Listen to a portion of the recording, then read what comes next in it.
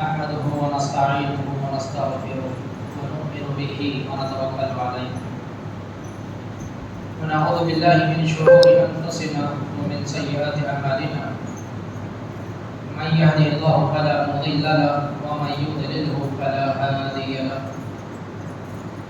أشهد أن لا إله إلا الله وحده لا شريك له وأشهد أن محمدا عبده ورسوله أما بعد فإن خير الحديث كتاب الله وخير الهدي هدي محمد صلى الله عليه وسلم وشر الأمور محدثاتها وكل محدثة بدعة وكل بدعة ضلالة وكل ضلالة في النار. أعوذ بالله السميع العليم من الشيطان الرجيم. بسم الله الرحمن الرحيم.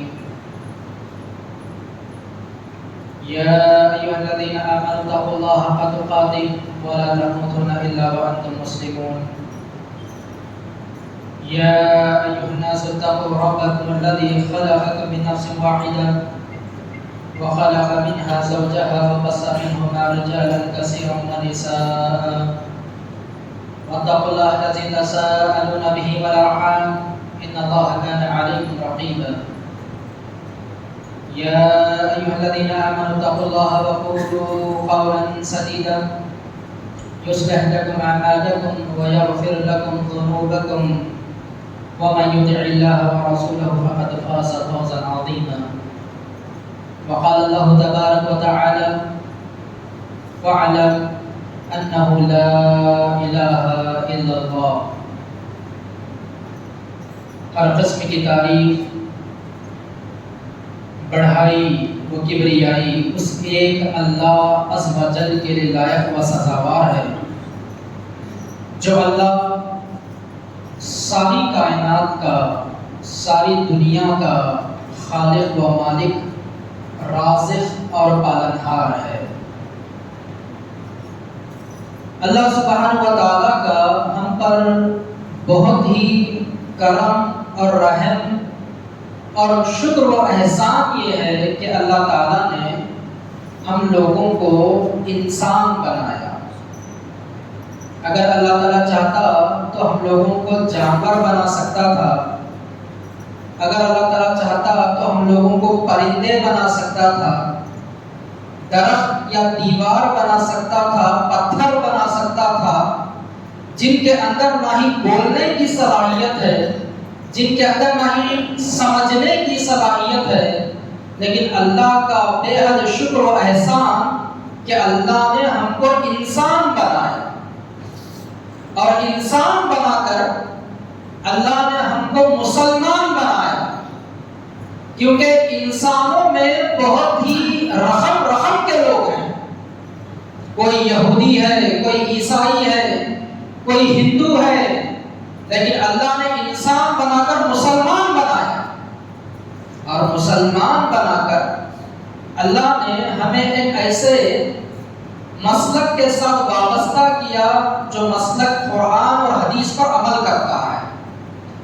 کیونکہ بہت سارے انسان مسلمان تو ہیں، بہت سارے مسلمان تو ہیں، لیکن بہت سارے لوگوں کو دیکھا جاتا ہے کہ وہ لوگ اپنے اماموں کی تقلید میں یا اپنے پیروں کی یا اپنے بابا اور ولیوں کی تقلید میں وہ لوگ بھٹک چکے ہیں۔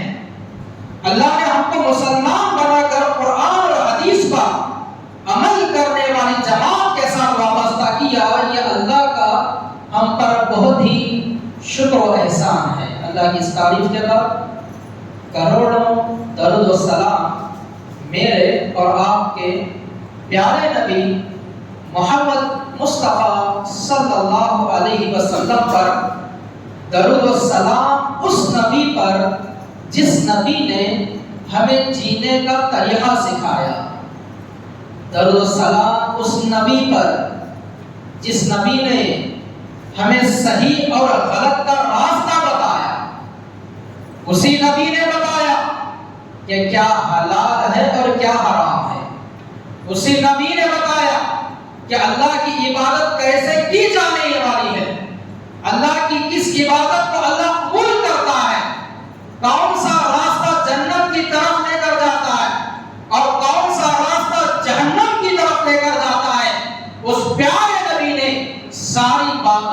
کھول کھول کر اپنی امت کے سامنے بیان کر دیا. اسی لیے لاکھوں کروڑوں درود و سلام ہو اس پیارے نبی صلی اللہ علیہ وسلم پر. اللہم صلی وسلم علی نبینا محمد. اس نافذ صلوات و صلاۃ کے بعد حاضرین جمعہ، آج اس جمعہ کے موقع پر جس ٹاپک کو لے کر آپ کے پیش نظر کھڑا ہوا ہوں وہ ٹاپک ہے علم دین کی اہمیت اور فضیلت اور علم دین نہ ہونے کے نقصانات. آئیے قرآن اور حدیث کے روشنی میں اس عنوان کو، اس ٹاپک کو سمجھنے کی کوشش کرتے ہیں کہ دینی تعلیم کی ہماری زندگی میں، اسلام میں کتنی اہمیت ہے، کتنی ضرورت ہے، اور اس کی کیا فضیلت ہے، اس کا کیا ثواب ہے، اور دینی تعلیم نہ ہونے پر میرے اور آپ کی زندگی میں کیا نقصانات ہیں، دنیا کے کیا نقصانات ہیں اور آخرت کے کیا نقصانات ہیں. مختصر سے وقت میں قرآن اور حدیث کے روشنی میں چند باتیں آپ کے سامنے رکھنے کی کوشش کروں گا، اور اللہ سے دعا کروں گا کہ اللہ تعالیٰ کہنے والے کو کہنے سے زیادہ اور سننے والوں کو سننے سے زیادہ عمل کرنے کی توفیق عنایت فرمائے. آمین یا رب العالمین. معزز حاضرین، اگر دینی تعلیم کی اہمیت اور ضرورت کی ہم بات کریں تو ہمیں معلوم ہونا چاہیے کہ اسلام اور شریعت میں جتنی بھی عبادات ہیں ان تمام عبادات کا تعلق علم سے ہے. چاہے آپ عبادت میں سے نماز کو اٹھا لیجئے، نماز کو لے لیجئے، چاہے آپ عبادت میں روزے کو لے لیجئے، چاہے آپ عبادت میں زکات کو لے لیجئے، عمرہ کو لے لیجئے، حج کو لے لیجئے، صدقات و خیرات کو لے لیجئے، تہجد کو لے لیجئے. جتنی بھی عبادتیں اسلام اور شریعت میں ہیں ان تمام عبادتوں کا تعلق علم سے ہے. یعنی اگر کسی انسان کے پاس دینی علم نہ ہو تو وہ صحیح طریقے سے کوئی بھی عبادت ادا نہیں کر سکتا. نماز پڑھنے سے پہلے علم کا حاصل کرنا ضروری ہے. نماز پڑھنے سے پہلے نماز کا طریقہ معلوم کرنا چاہیے. نماز میں کیا پڑھنا چاہیے، نماز کی کون سی دعائیں ہیں، نماز میں پڑھی جانے والی سورتیں، نماز کے کیا شرائط ہیں، نماز کے بارے میں جب تک ہم لوگوں کو علم نہ ہو تب تک ہماری نماز اللہ کے پاس قبول ہونے والی نہیں ہے. آج یہی وجہ ہے کہ جو لوگ بغیر علم کے نماز پڑھتے ہیں آج ان کی نمازوں کا طریقہ ادھورا ہے، آج ان کی نمازوں میں گڑبڑ ہے، آج ان کی نمازیں اللہ کے پاس قابل قبول نہیں ہیں. نماز اللہ کو وہ قبول ہے جو اللہ کے حکم سے ہو اور نبی کے فرمان کے مطابق ہو، نبی کے طریقے کے مطابق ہو. نبی نے علم دیا، نبی نے تعلیم دی کہ نماز کیسی پڑھی جائے، نماز میں کہاں پر ہاتھ اٹھایا جائے، نماز میں کیا پڑھا جائے، نماز میں کیا کیا جائے، نماز میں کیا نہ کیا جائے. نبی نے ساری چیزوں کو کھول کھول کر دین کی ان باتوں کو، تعلیم کی اس بات کو، علم کی اس بات کو بیان کر دیا ہے. اسی طرح اگر ہم روزہ رکھنا چاہتے ہیں، جب تک روزے کے بارے میں ہم علم حاصل نہیں کریں گے، تعلیم حاصل نہیں کریں گے، یہ روزہ ہمارا قبول ہونے والا نہیں ہے. روزہ کس طرح رکھنا چاہیے، کب سے کب تک رکھنا چاہیے، روزے میں کیا حلال ہے، روزے میں کیا حرام ہے، یہ سب باتیں معلوم کر کے فالو کرتے ہوئے اگر ہم روزہ رکھتے ہیں تبھی اللہ کے پاس وہ ہماری عبادت قبول ہونے والی ہے. اگر ہم عمرہ کرنا چاہتے ہیں، اگر ہم حج کرنا چاہتے ہیں، 1,00,000 روپے لگا کر، 1.5 لاکھ روپے لگا کر، حج 4 لاکھ یا 5 لاکھ روپے لگا کر، لیکن اگر کوئی عمرہ یا حج کرتا ہے، اس کو حج کا طریقہ معلوم نہیں ہے، اس کو عمرہ کا طریقہ معلوم نہیں ہے، کہاں پر کون سی دعا پڑھنا ہے اس کو نہیں آتا، اس نے دینی تعلیم کو حاصل نہیں کیا، اس نے علم کو حاصل نہیں کیا، تو اس کا 1,00,000 روپیہ بھی بیکار، 4 لاکھ روپے بھی بیکار، اس کی وہ عبادت اللہ کے پاس قبول ہونے والی نہیں ہے۔ تو معلوم ہوا کہ جتنی بھی عبادتیں ہیں ان ساری عبادتوں کا تعلق علم سے ہے، علم سے۔ اسی لیے امام بخاری رحمۃ اللہ علیہ، آپ کی جو کتاب ہے صحیح بخاری، ایسی کتاب جس کے بارے میں سارے مکتب فکر کے لوگ اس بات پر اتفاق رکھتے ہیں کہ اس دنیا میں قرآن مجید کے بعد اگر کوئی صحیح کتاب ہے تو وہ صحیح بخاری ہے۔ اس صحیح بخاری میں امام بخاری نے ایک ٹائٹل باندھا ہے، ایک ٹائٹل، ایک عنوان، ایک ٹاپک۔ کیا ٹاپک؟ امام بخاری نے لکھا باب العلم قبل القول والعمل۔ معنی کیا ہے اس کا؟ اس کا مطلب کیا ہے؟ یعنی امام بخاری نے لکھا کہ کچھ بھی بولنے سے پہلے، کچھ بھی بولنے سے پہلے، کچھ بھی عمل کرنے سے پہلے، کچھ بھی عبادت کرنے سے پہلے علم کا حاصل کرنا ضروری ہے۔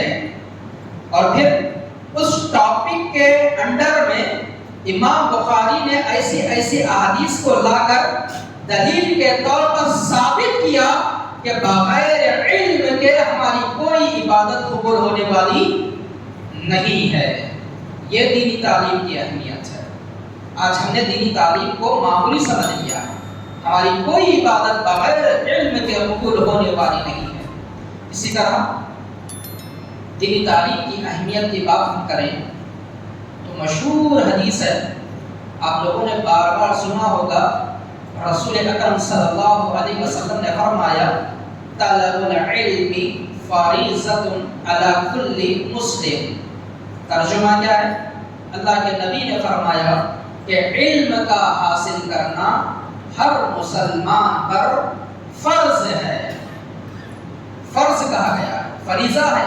دینی تعلیم حاصل کرنا، قرآن کی تعلیم حاصل کرنا، حدیث کی تعلیم حاصل کرنا، جس طرح نماز فرض ہے، 5 ٹائم کی نماز فرض ہے، جس طرح رمضان کے 1 مہینے کے روزے فرض ہیں، جس طرح مالدار آدمی پر زکوٰۃ نکالنا فرض ہے، جس طرح مالدار آدمی پر حج کو جانا فرض ہے۔ اگر انسان نماز نہ پڑھے تو رب کے پاس جو پکڑ ہونے والی ہے، اللہ کے پاس جو پوچھ ہونے والی ہے، روزہ آ گیا، رمضان آ گیا، روزہ نہ رکھنے پر جس طرح اللہ کے پاس پوچھ ہونے والی ہے، اللہ کے پاس پکڑ ہونے والی ہے، بالکل ویسے ہی دینی تعلیم کے حاصل نہ کرنے پر اللہ کے پاس پکڑ ہونے والی ہے، اللہ کے پاس پوچھ ہونے والی ہے۔ آج ہم نے بس ان 5 نمازوں کو ہی فرض سمجھ لیا ہے۔ یہ نمازیں بھی فرض ہیں، اپنی جگہ پر فرض ہیں، ان کو ادا کرنا جس طرح ہم ضروری سمجھتے ہیں، ویسے ہی دینی تعلیم کو حاصل کرنا، قرآن مجید کو پڑھنا، اس کی تعلیم کو حاصل کرنا، احادیث مبارکہ کو پڑھنا، اس کی تعلیم حاصل کرنا، شریعت کے احکام کو معلوم کرنا، یہ بھی ہم پر ایک فریضہ ہے، یاد رکھ لیجیے، ضروری ہے۔ اسی طرح دینی تعلیم کی اہمیت کی بات ہم کریں تو اللہ سبحانہ و تعالیٰ نے میرے اور آپ کے نبی محمد صلی اللہ علیہ وسلم کو جب نبی اور رسول بنایا، اور رسول بنا کر قرآن مجید کی سب سے پہلی آیت کو اللہ کے نبی پر غار حرا میں جو نازل کیا، وہ کیا پیغام تھا، اس میں کیا میسج تھا؟ اللہ تعالیٰ نے پہلی آیت کا پہلا ٹکڑا، پہلا جملہ اللہ نے کہا اقرا، اقرا، پڑھو،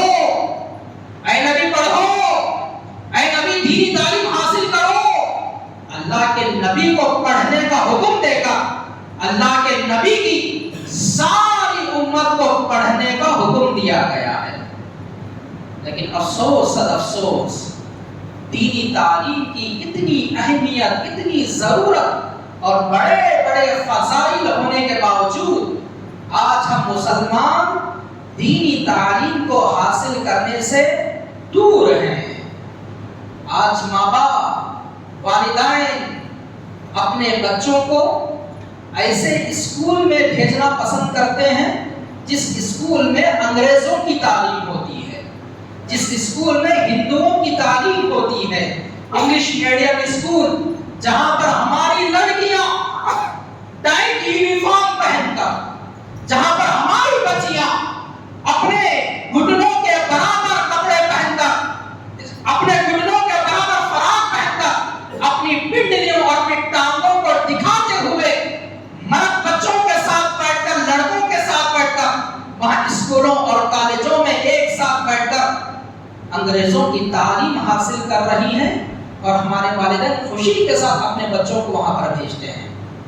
स्कूल की पढ़ाई पढ़ाना जायज है, कॉलेज की पढ़ाई पढ़ाना जायज है, पढ़ा सकते हैं, पढ़ाना भी चाहिए, लेकिन स्कूल की पढ़ाई से पहले हमारे दीन की पढ़ाई हमारे बच्चों में आना चाहिए। स्कूल की पढ़ाई से पहले, कॉलेज की पढ़ाई से पहले कुरान हमारे बच्चों को पढ़ना आना चाहिए, हदीस हमारे बच्चों को पढ़ना आना चाहिए, वरना क्या फायदा उस तालीम का, क्या फायदा उस इल्म का जो तालीम इंसान को डॉक्टर तो बना दे लेकिन नमाज का तरीका ना सिखाए, जो तालीम इंसान को लॉयर वकील तो बना दे लेकिन खाने पीने के आदाब मालूम नहीं है, क्या फायदा इस तालीम का, जो तालीम इंसान को टीचर बना दे, लेक्चरर बना दे लेकिन तहारत का तरीका मालूम नहीं, हमारे बच्चों को क्या फायदा इस तालीम का।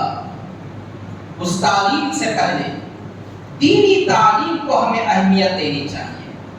हमारे बच्चों को, हमारी बच्चियों को ऐसे मकातिब का इंतजाम करें, ऐसे मदारिस का इंतजाम करें। मसाजिद में मकतब चलते हैं, मसाजिद में अरबी ट्यूशन्स लगते हैं, अपने बच्चों को अगर हम वहाँ भेजते हैं तो दीनी तालीम हमारे बच्चों को वहाँ पर हासिल होगी और हमारे बच्चे दुनिया में भी कामयाब होंगे और आखिरत में भी कामयाब होंगे। अब आइए, दीनी तालीम ना होने की वजह से हमारी जिंदगी में क्या नुकसानात हैं उसको बताकर मैं अपनी बात को खत्म करूंगा।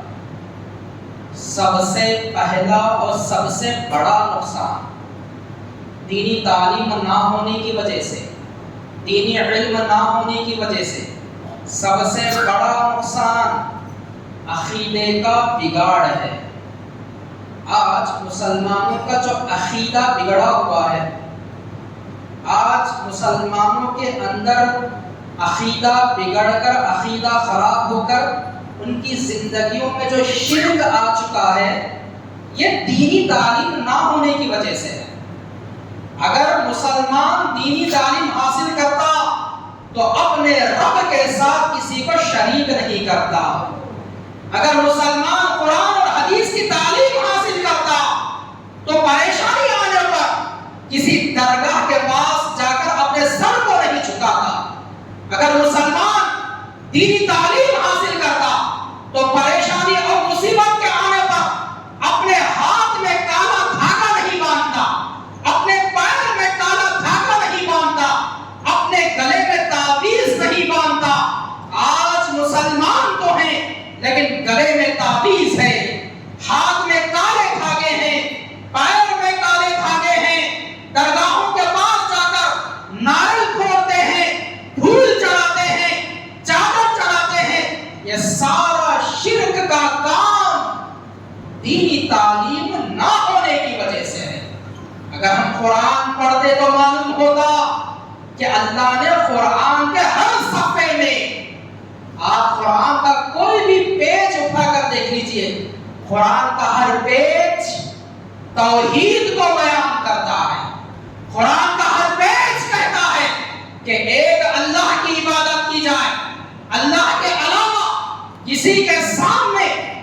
اپنے سر کو نہ چھپایا جائے، اللہ کے علاوہ کسی کو نہ پکارا جائے، اللہ کے علاوہ کسی سے مدد نہ مانگی جائے۔